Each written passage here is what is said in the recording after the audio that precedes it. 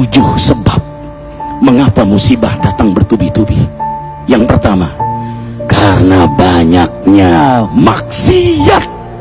Surah Yasin ayat 19 yang kita baca setiap hari.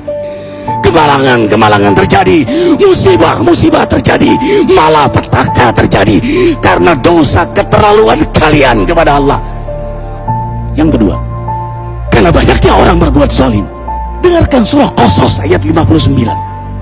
Kami tidak akan menghancurkan satu daerah kecuali para penduduknya banyak berbuat zalim.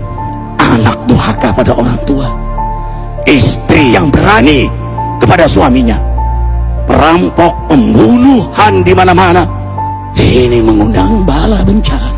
Yang ketiga, mengundang bala bencana karena kelakuan tangan-tangan manusia. Rum 41. Telah tampak kerusakan di daratan dan lautan karena tangan-tangan jahil manusia, agar mereka merasakan akibat perbuatan mereka. Sebagian mereka merasakan akibat perbuatan mereka, agar mereka kembali kepada Allah. Yang keempat, bencana terjadi karena para tokoh melakukan kemaksiatan dan kezaliman. Dengarkan dengan iman, wahai penduduk Indonesia yang mulia, bila kami ingin menghancurkan suatu negeri, kami perintahkan para tokohnya untuk taat kepada Allah, tapi mereka maksiat, tapi mereka berbuat zalim, tapi mereka khianat kepadaku dan kepada makhlukku. Fahaqa alaihil qaul, maka haklah untuk mereka datang bala bencana seperti kaum Ad, kaum Samud, kaum Lut, kaum Nuh. Kami hancurkan sehancur-hancurnya. Siapa tokoh itu? Para pemimpin kita yang sumpah Al-Quran di kepalanya, demi Allah tidak korupsi.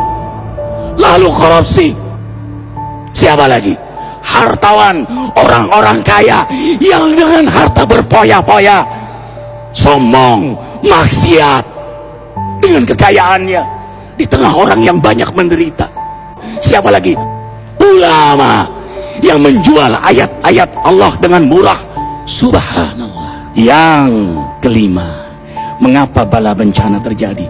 Karena orang-orang soleh, orang-orang baik diam melihat kemaksiatan dan kemungkaran.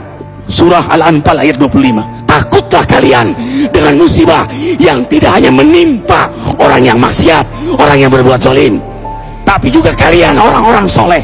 Maka masa bodoh dengan kemaksiatan bukanlah sikap seorang mukmin.